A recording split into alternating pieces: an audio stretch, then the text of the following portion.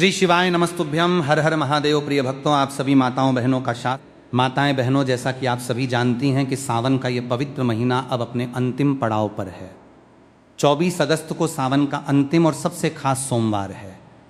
ये केवल सावन का आखिरी सोमवार नहीं है, बल्कि भगवान भोलेनाथ और माता पार्वती का सबसे विशेष आशीर्वाद पाने का अंतिम महाअवसर भी है। यदि आपने पूरे सावन में कोई विशेष पूजा नहीं की या किसी कारणवश सावन सोमवार का व्रत छूट गया तो घबराइए मत। शास्त्रों में बताया गया है कि सावन के अंतिम सोमवार को किया गया एक छोटा सा उपाय पूरे सावन महीने की पूजा का फल दे सकता है। आज की इस वीडियो में हम जानेंगे कि 24 अगस्त को शादीशुदा महिलाओं को हरी चूड़ियों का कौन सा अचूक उपाय करना चाहिए, जिससे पति की लंबी उम्र, अच्छा स्वास्थ्य, घर में सुख समृद्धि और अखंड सौभाग्य का आशीर्वाद मिले। जैसा कि आप सभी माताएं बहनें जानती हैं, सावन के प्रारंभ दिन से ही हरी चूड़ी धारण करने की परंपरा मानी जाती है। किसी ने अपने पति के हाथों से हरी चूड़ी पहनी तो किसी ने इसे अपने पति या परिवार की ओर से प्रेम और सौभाग्य के प्रतीक के रूप में ग्रहण किया। हिंदू मान्यताओं में हरी चूड़ियों को सुहाग, समृद्धि और सुख शांति से जोड़कर देखा जाता है। लेकिन अब सावन के आखिरी सोमवार 24 अगस्त के दिन इसी हरी चूड़ी से जुड़ा एक विशेष उपाय हम आपको बताने जा रहे हैं। मान्यता है कि इस उपाय को श्रद्धा और विश्वास के साथ करने से जीवन में रुके हुए कार्यों को गति मिल सकती है और मनोकामना पूर्ति की राह आसान हो सकती है।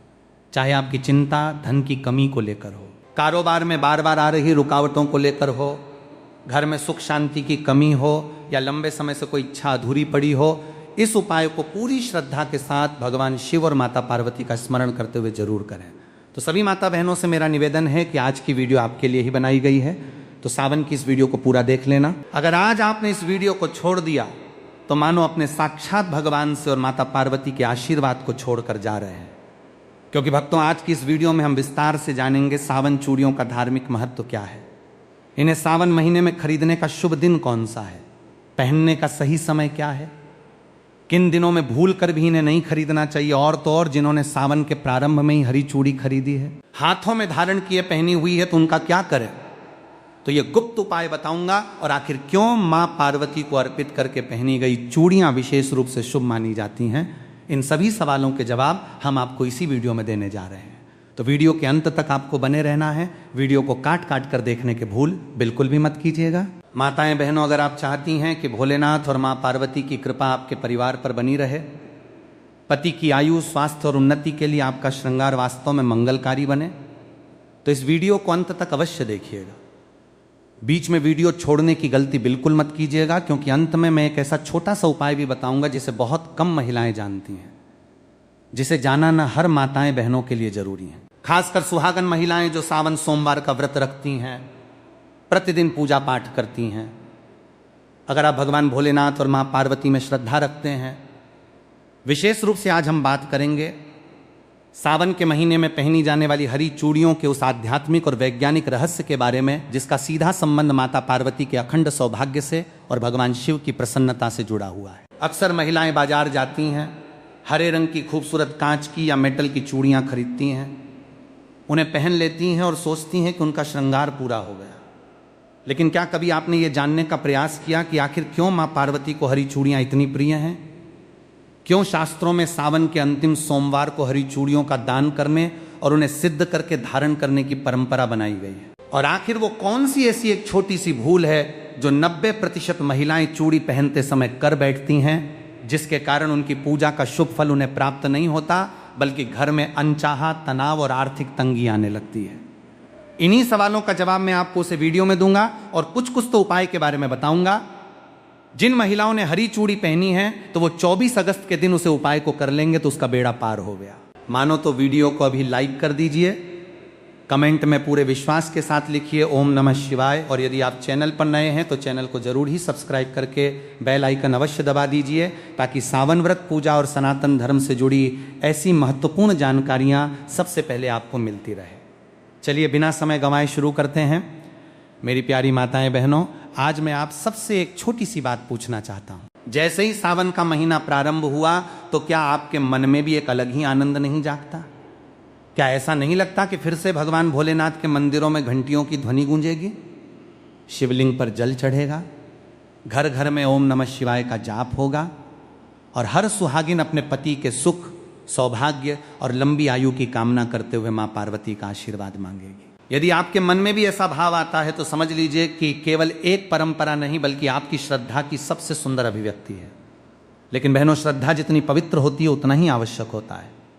सही ज्ञान, कई बार हम पूरी निष्ठा से पूजा करते हैं, पूरे मन से व्रत रखते हैं, 16 श्रृंगार भी करते हैं, फिर भी मन में कहीं ना कहीं ये प्रश्न रह जाता है कि आखिर वो शांति, वो कृपा और वो आनंद क्यों महसूस नहीं हो रहा। माताएं बहनों, जैसा कि आपको मालूम होगा कि हिंदू धर्म में जिस महिला की शादी हो जाती है तो वो 16 श्रृंगार धारण करती है।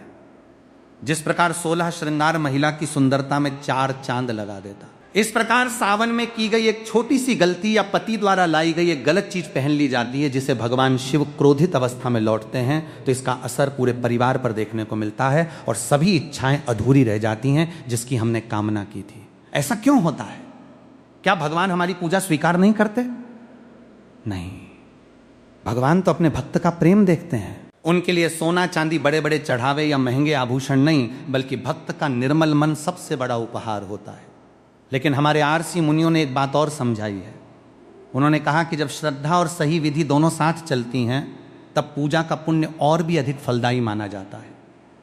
यही कारण है कि आज हम एक ऐसी छोटी सी बात पर चर्चा करेंगे जिसे बहुत सी महिलाएं अनदेखा कर देती हैं। वो बात है सावन की हरी चूड़ियाँ।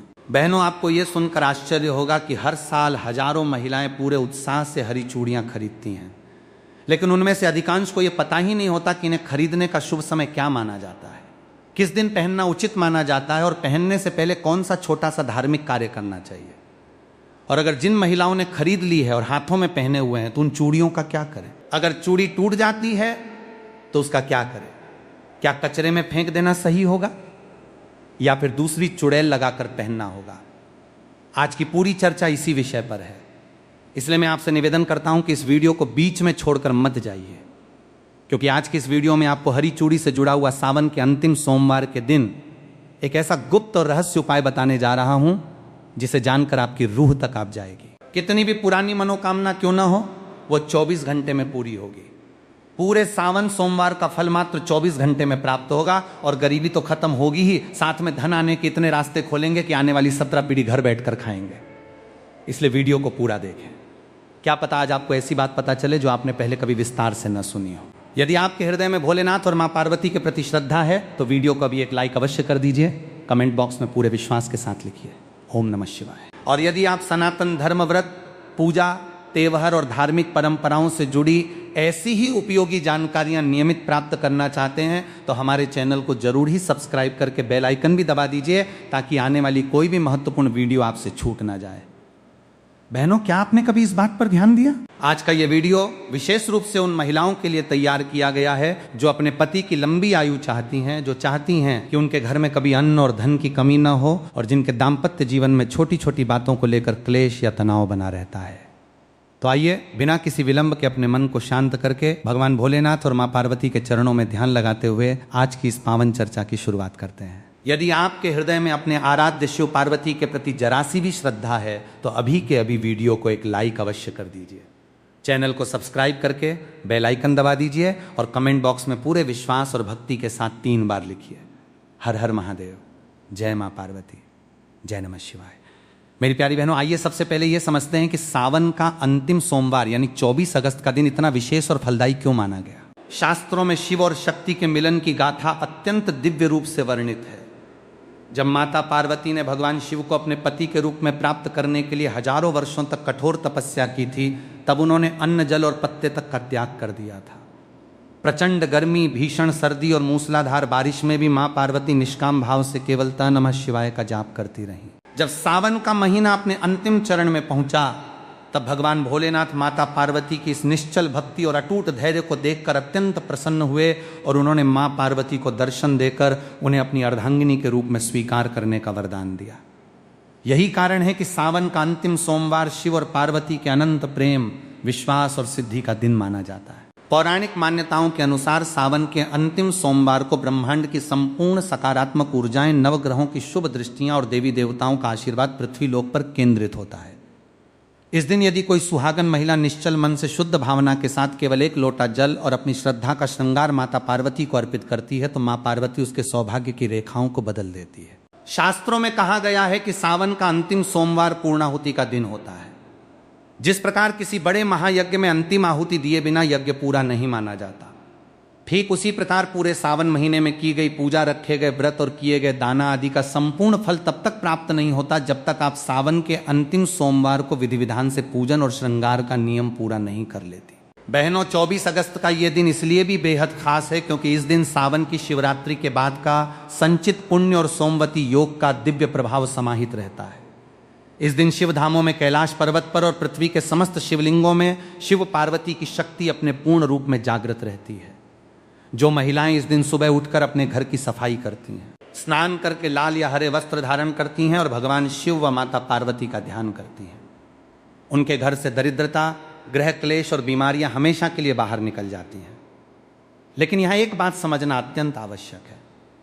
भगवान शिव कभी सोने चांदी के गहनों से, महंगे चढ़ावों से या आडंबर से प्रसन्न नहीं होते। महादेव तो भाव के भूखे हैं। वे तो केवल एक बेलपत्र, थोड़ा सा गंगा जल और आपके निर्मल मन के भाव से ही तृप्त हो जाते हैं।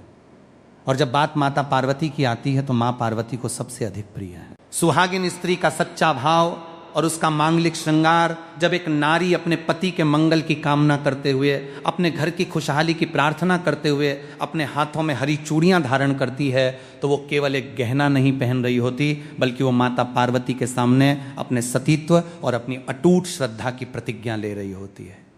माताओं बहनों, अब एक बहुत ही सुंदर और विचारणीय प्रश्न पर आते हैं। आपने अक्सर देखा होगा कि सावन आते ही हर महिला हरे रंग की साड़ी, हरी मेहंदी और हरी चूड़ियों की ओर आकर्षित होती है। क्या आपने कभी सोचा है कि हमारे पूर्वजों ने केवल सावन में ही हरे रंग को इतना महत्व क्यों दिया?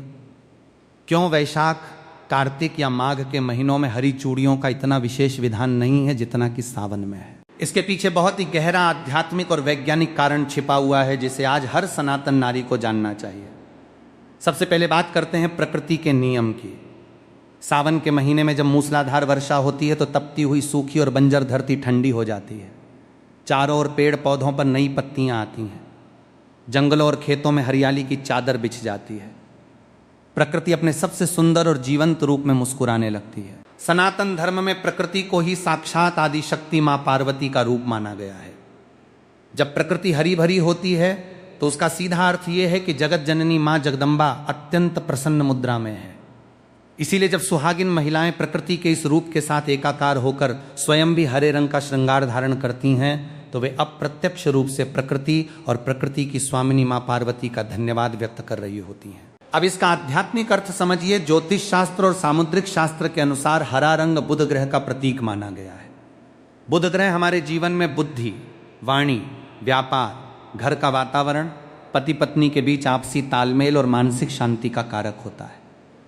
जब कोई महिला सावन के महीने में हरे रंग वस्त्र और कांच की हरी चूड़ियां पहनती हैं तो उसके शरीर के आसपास एक अत्यंत सकारात्मक ऑरोरा आभा मंडल निर्मित होता है। कांच की चूड़ियों की खनक से जो ध्वनि तरंगे उत्पन्न होती हैं वे घर के वातावरण से नकारात्मक ऊर्जा, भूत प्रेत बाधा और तनाव को दूर भगाती है। वैज्ञानिक दृष्टिकोण से भी जब कांच की हरी चूड़ियां महिला की कलाई की नाड़ियों से रगड़ खाती हैं तो उससे शरीर का रक्त संचार संतुलित रहता है और महिलाओं में होने वाले मानसिक तनाव व हार्मोनल असंतुलन में कमी आती है। लेकिन अफसोस की बात यह है कि आजकल हमारी कई बहनें इसे केवल एक फैशन या रील्स बनाने का साधन मान बैठी। वे बाजार जाती हैं, ट्रेंडिंग डिज़ाइन की चूड़ियाँ लाती हैं, फोटो खींचती हैं और पहन लेती हैं। वे इसके पीछे छिपे भाव और संकल्प को भूल जाती हैं। बहनों, याद रखिए, यदि चूड़ी केवल हाथ में सजाने के लिए पहनी जाए तो वो धातु या कांच का एक टुकड़ा मात्र है। लेकिन यदि वही हरी चूड़ी भगवान शिव और मां पार्वती के चरणों में स्पर्श कराकर अपने पति की लंबी आयु का संकल्प लेकर पहनी जाए तो वो साक्षात अखंड सौभाग्य का रक्षा कवच बन जाती है। मेरी प्यारी माताओं और बहनों, अब ध्यान से सुनिए उस सबसे महत्वपूर्ण बात को जिसके लिए आप इस वीडियो से जुड़ी हैं। 24 अगस्त यानी सावन के अंतिम सोमवार के दिन हरी चूड़ियां किस समय खरीदनी चाहिए, उन्हें धारण करने की सही धार्मिक विधि क्या है और किस प्रकार आप इसे एक छोटे से कार्य से शिव पार्वती का अखंड आशीर्वाद प्राप्त कर सकती हैं। हरी चूड़ी खरीदने का शुभ समय और नियम। शास्त्रों के अनुसार सावन के अंतिम सोमवार को यदि आप नई हरी चूड़ियां खरीदने जा रही हैं तो ध्यान रखें कि खरीदारी हमेशा सूर्योदय के पश्चात और दोपहर से पहले प्रातः काल के शुभ मुहूर्त में या फिर शाम को प्रदोष काल के समय ही करें। दोपहर के समय जब सूर्य अत्यंत प्रचंड होता है 12 से 1:30 बजे के बीच, तब चूड़ियों की खरीदारी करने से बचना चाहिए। चूड़ी खरीदते समय सबसे पहली सावधानी ये बरतें कि चूड़ियां केवल कांच ग्लास की ही होनी चाहिए। आजकल बाजार में प्लास्टिक, फाइबर या अन्य धातुओं की चूड़ियां बहुत मिलती हैं। शास्त्रों में पूजा पाठ और सौभाग्य संवर्धन के लिए केवल और केवल कांच की चूड़ियों को ही उत्तम माना गया है, क्योंकि कांच में दिव्य ध्वनियों और मंत्रों के प्रभाव को अवशोषित करने की अद्भुत क्षमता होती है। चूड़ी खरीदते समय यह सुनिश्चित कर लें कि उसमें कहीं कोई बाल ना हो, वो चटकी हुई ना हो और उसका रंग चमकदार हरा हो। चलिए माताएं बहनों, अब हम जान लेते हैं 24 अगस्त सावन के आखिरी सोमवार के दिन चूड़ी धारण करने से पहले की संपूर्ण पूजन विधि। 24 अगस्त की सुबह स्नान ध्यान से निवृत्त होकर स्वच्छ वस्त्र हरे या लाल रंग के धारण करें। यदि आपके घर के पास कोई शिव मंदिर है तो मंदिर जाएं। यदि मंदिर जाना संभव न हो तो अपने घर के पूजा स्थान में ही एक लकड़ी की चौकी पर लाल या पीला कपड़ा बिछाएं। उस पर भगवान शिव और माता पार्वती की प्रतिमा या चित्र स्थापित करें। अब एक शुद्ध तांबे या पीतल की थाली लें। उस थाली में थोड़ा सा शुद्ध जल छिड़के और उस पर रोली व हल्दी से स्वास्तिक का निर्माण करें। अब जो नई हरी चूड़ियां आप बाजार से लाई हैं, कम से कम 16 या 24 चूड़ियां, उन्हें उस स्वास्तिक के ऊपर रख दें। इसके बाद चूड़ियों पर थोड़ा सा गंगा जल या शुद्ध जल छिड़क कर उन्हें पवित्र करें। फिर चुटकी भर हल्दी, थोड़ा सा कुमकुम और अक्षत बिना टूटे हुए चावल उन चूड़ियों पर अर्पित करें। इसके साथ ही माता पार्वती के चरणों में लाल चुनरी और 16 श्रृंगार की सामग्री, जिसमें मेहंदी, सिंदूर, बिंदी, कंगा आदि शामिल हो, अर्पित करें। अब अपने हाथ में एक धूप बत्ती या गाय के शुद्ध घी का दीपक जलाएं। दीपक की लौ से चूड़ियों को 7 बार आरती की भांति घुमाएं। इसके बाद अपने दोनों हाथ जोड़कर अपनी आंखें बंद करें और माता पार्वती का ध्यान करते हुए इस दिव्य मंत्र का 11 बार जाप करें। देहि सौभाग्यम आरोग्यम देह में परम सुखम रूपम देह जयम देह यशो देहि द्विषो जही। यदि आपको यह संस्कृत मंत्र कठिन लगे तो आप अत्यंत सरल भाषा में, अपनी मातृभाषा में माँ पार्वती से प्रार्थना कर सकती हैं। हे संपूर्ण जगत की माता गौरी, हे जगदम्बे, जैसे आपका और भोलेनाथ का संबंध अनंत और अमर है, वैसे ही मेरे सुहाग की सदा रक्षा करना। मेरे पति को उत्तम स्वास्थ्य, लंबी आयु और सन्मार्ग प्रदान करना। मेरे घर परिवार में कभी प्रेम की हरियाली कम न होने देना और मेरी इस नादान भेंट को स्वीकार करना। धारण करने का नियम: प्रार्थना समाप्त होने के बाद उन चूड़ियों में से एक जोड़ा 2 चूड़ियां निकालकर माता पार्वती के चरणों में ही चढ़ा रहने दें। बाकी बची हुई हरी चूड़ियों को अत्यंत आदर और भक्तिभाव के साथ प्रसाद मानकर अपने दोनों हाथों में धारण कर लें। माँ पार्वती के चरणों में चढ़ाया गया एक जोड़ा आप किसी सुहागिन ब्राह्मणी को, अपनी सास को, ननद को या किसी भी जरूरतमंद शादीशुदा महिला को सादर भेंट कर सकती हैं। माताओं बहनों, जब आप इस विधि से सिद्ध करके 24 अगस्त को हरी चूड़ियां पहनेंगे तो वो चूड़ी केवल एक साधारण आभूषण नहीं रहेगी, वो साक्षात जगदम्बा का कवच बन जाएगी जो आपके जीवन से हर दुख और संकट को दूर रखेगी। माताएं बहनों, अगर आपने सावन के पहले सोमवार के दिन ही हरी चूड़ी पहन ली है तो कोई बात नहीं है। अब बारी है उसका गुप्त उपाय करने की, जो कि हम आपको बताने जा रहे हैं। आपका सब्र यहां पर खत्म होता है। बिल्कुल ही ध्यानपूर्वक आपको इन उपायों को सुनना है और समझना है। माताओं बहनों, सावन का अंतिम सोमवार कोई साधारण दिन नहीं है। इस दिन यदि हरी चूड़ियों के साथ साथ कुछ विशेष और प्राचीन शास्त्रीय प्रयोग किए जाएं तो घर की दरिद्रता और दुर्भाग्य का सर्वनाश हो जाता है। आज मैं आपको ऐसे 3 महा उपाय बताने जा रहा हूं जिन्हें हमारे शास्त्रों में अत्यंत गुप्त और प्रभावशाली माना गया है। पहला प्रयोग: अखंड सौभाग्य और पति की तरक्की का उपाय। यदि आपके पति का व्यापार ठीक से नहीं चल रहा है, वे लंबे समय से नौकरी की तलाश में हैं या उनके बनते बनते काम अंतिम समय में बिगड़ जाते हैं, तो 24 अगस्त को ये उपाय अवश्य करें। विधि: सावन के अंतिम सोमवार की शाम को प्रदोष काल में 5 कांच की हरी चूड़ियाँ, 5 बेलपत्र बिना कटे फटे और 1 साबुत हल्दी की गांठ लें। इन तीनों चीज़ों को एक हरे कपड़े में बांधकर पोटली बना लें। इस पोटली को भगवान शिव और पार्वती के सामने रखें और 108 बार ते नमः शिवाय का जाप करें। पूजा के बाद इस पोटली को ले जाकर अपने पति के कार्यस्थल की तिजोरी में या अपने घर के धन स्थान पर रख दें। ये उपाय आपके पति के जीवन से रुकावटों को हटाकर सफलता के नए द्वार खोल देता है। दूसरा प्रयोग: अदाम्पत्य क्लेश दूर करने का चूड़ी प्रयोग। यदि पति पत्नी के बीच बात पर झगड़ा होता हो, प्रेम समाप्त हो गया हो और घर में हमेशा अशांति का माहौल रहता हो, तो ये उपाय आपके लिए किसी रामबाण से कम नहीं है। विधि: 24 अगस्त के दिन 16 हरी चूड़ियां और 16 लाल चूड़ियां मिलाकर एक सुंदर सेट बनाएं। इन चूड़ियों को किसी शिव पार्वती मंदिर में ले जाएं। वहां जाकर माँ पार्वती को सिंदूर लगाएं और उसी सिंदूर से अपने माथे पर तिलक करें। इसके बाद उन चूड़ियों को माँ पार्वती के चरणों में अर्पित करके प्रार्थना करें कि आपके घर के क्लेश शांत हो। पूजा के बाद उन चूड़ियों में से आधी हरी और आधी लाल चूड़ियां स्वयं पहन लें और बाकी आधी चूड़ियां किसी सुहागन स्त्री को दान कर दें। ये उपाय पति पत्नी के बीच खोए हुए प्रेम और विश्वास को पुनर्जन्म देता है। तीसरा प्रयोग आरोग्य और लंबी आयु का महा उपाय। यदि घर में कोई सदस्य लंबे समय से बीमार है या आपको स्वयं शारीरिक कष्ट रहता है तो सावन के अंतिम सोमवार को हरी चूड़ी और हरे मूंग का ये प्रयोग करें। विधि 24 अगस्त को एक मुट्ठी साबुत हरा मूंग और एक जोड़ी हरी चूड़ी लें। इन्हें बीमार व्यक्ति के सिर के ऊपर से 7 बार उबार लें, क्लॉकवाइज घुमाएं। इसके बाद इसे किसी शिव मंदिर के बाहर बैठे गरीब व्यक्ति को दान कर दें या किसी गाय को खिला दें। भोलेनाथ की कृपा से रोगी के स्वास्थ्य में चमत्कारिक रूप से सुधार देखने को मिलता है। मेरी प्यारी बहनों, पूजा पाठ का पूर्ण फल तभी प्राप्त होता है जब हम विधि विधान के साथ साथ नियमों और मर्यादाओं का भी पालन करते हैं। कई बार महिलाएं बहुत निष्ठा से पूजा करती हैं, व्रत रखती हैं, लेकिन जाने अनजाने में कुछ ऐसी छोटी छोटी गलतियां कर बैठती हैं जिससे उनकी पूरी पूजा खंडित हो जाती है और शुभ फल के बजाय अशुभ परिणाम मिलने लगते हैं। 24 अगस्त को सावन के अंतिम सोमवार के दिन आपको किन 5 मुख्य गलतियों से बचना है, उन्हें ध्यान से समझ लीजिए। टूटी या चटकी हुई चूड़ियां पहनना। कई बार महिलाएं जल्दबाजी में या कंजूसी के कारण थोड़ी सी चटकी हुई चूड़ी भी पहन लेती हैं या टेप लगा लेती हैं। शास्त्रों में खंडित सामग्री को पूजा या श्रृंगार में प्रयोग करना सख्त वर्जित माना गया है। चटकी हुई चूड़ी दरिद्रता और अकाल मृत्यु का भय लाती है। यदि चूड़ी पहनते समय टूट जाए तो उसे तुरंत उतार कर बहते जल में प्रवाहित कर दें या मिट्टी में दबा दें। उसे घर में न रखें। काले या भूरे रंग का प्रयोग।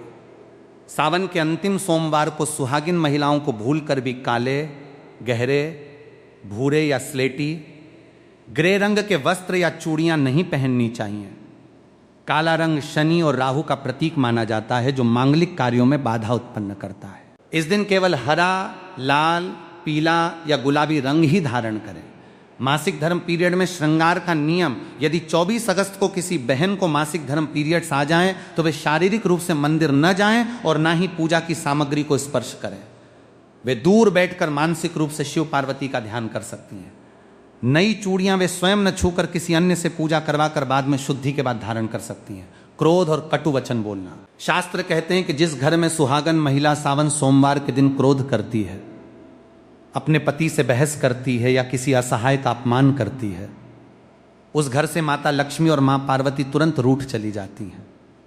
आपका श्रृंगार तभी सार्थक है जब आपकी वाणी में भी चूड़ियों जैसी मधुरता हो। सूत की या अशुद्ध हाथों से चूड़ी छूना। बिना स्नान किए भोजन बनाने के बाद बिना हाथ धोएं या अशुद्ध अवस्था में नई चूड़ियों को स्पर्श न करें। चूड़ी सुहाग का प्रतीक है। इसका आदर करना ईश्वर का आदर करने के समान है। मेरी प्यारी माताओं, बहनों और समस्त श्रोताओं, सावन का ये पावन महीना अब हमसे विदा ले रहा है, लेकिन भोलेनाथ और माता पार्वती की कृपा कभी समाप्त नहीं होती।